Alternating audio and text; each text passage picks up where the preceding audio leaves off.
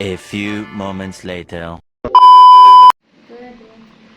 Assalamualaikum warahmatullahi wabarakatuh. Halo teman-teman. Pada video kali ini kami akan membahas materi hubungan tegak lurus dalam geometri.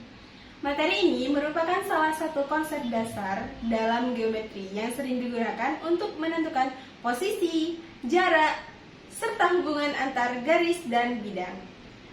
Selamat menyaksikan dan semoga penjelasan yang kami sampaikan dapat bermanfaat. Di sini saya akan menjelaskan tentang hubungan tegak lurus. Adapun hubungan tegak lurus adalah hubungan antara dua garis atau antara garis dengan bidang yang saling berpotongan dan membentuk sudut siku-siku 90 derajat. Dalam geometri ruang, suatu garis dikatakan tegak lurus terhadap bidang apabila garis tersebut tegak lurus terhadap semua garis pada bidang yang melalui titik potongnya. Adapun perbedaan hubungan tegak lurus dan sejajar. Tegak lurus yaitu berpotongan, sedangkan sejajar tidak berpotongan. Tegak lurus membentuk sudut 90 derajat dan sejajar tidak membentuk sudut. Sedangkan tegak lurus dilambangkan dengan tegak lurus dan sejajar tidak memiliki titik potong, sedangkan tegak lurus memiliki satu titik potong. Adapun contoh tegak lurus yaitu dinding dan lantai, sedangkan contoh dari sejajar yaitu rel kereta api. Di sini ciri-ciri hubungan tegak lurus ada 6. Yang pertama, dua garis saling berpotongan. Yang kedua, membentuk sudut siku-siku 90 derajat. Yang ketiga, memiliki satu titik potong. Adapun yang keempat dapat terjadi antara dua garis atau antara garis dengan bidang. Yang kelima dilambangkan dengan tanda tegak lurus atau T kebalik. Yang terakhir adalah jarak terpendek dari suatu titik ke bidang adalah garis yang tegak lurus terhadap bidang. Jenis-jenis hubungan tegak lurus. Yang pertama, garis tegak lurus dengan garis, yaitu dua garis berpotongan dan membentuk sudut 90 derajat. Contohnya, jarum jam pada pukul 3. Contoh yang kedua, tepi buku berbentuk segitiga. Hubungan tegak lurus memiliki 5 sifat. Sifat yang pertama, membentuk sudut 90 derajat. Sifat kedua, memiliki satu titik berpotongan. Sifat ketiga, jika sebuah garis tegak lurus terhadap dua garis yang berpotongan pada suatu bidang, maka garis tersebut tegak lurus terhadap bidang itu.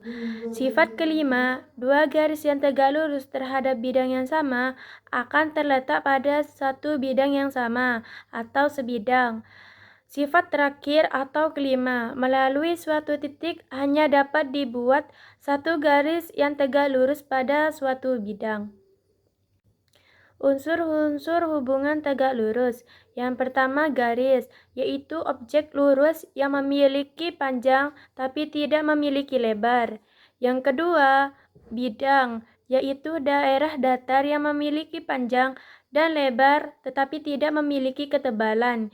Ketiga, titik potong, yaitu titik tempat dua garis atau garis dengan bidang bertemu.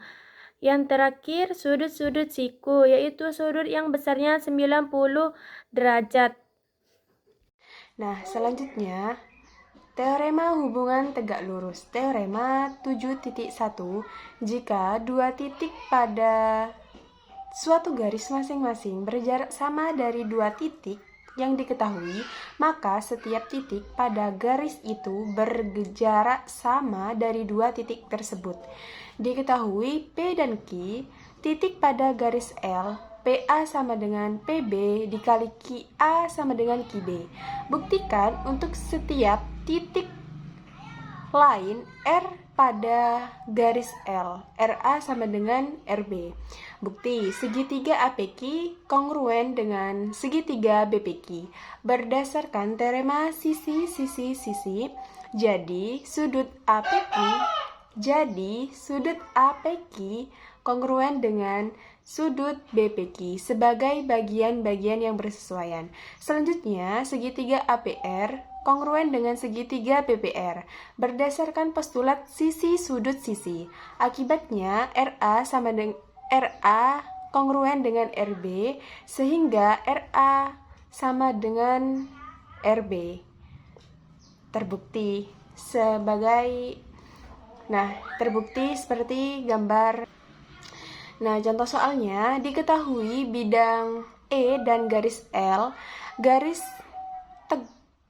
L tegak lurus di bidang E di titik P. Titik A dan B terletak pada bidang E sehingga P, A, dan B segaris. Nah, di sini pembuktiannya. Pernyataannya yang pertama, L tegak lurus E di P. Yang alasannya karena diketahui. Yang kedua, garis AB terletak pada bidang E. Nah, ini juga diketahui. Yang ketiga, garis AB melalui titik P. Ini juga diketahui. Dan yang keempat, garis L tegak lurus dengan AB. Ini adalah definisi garis tegak lurus bidang.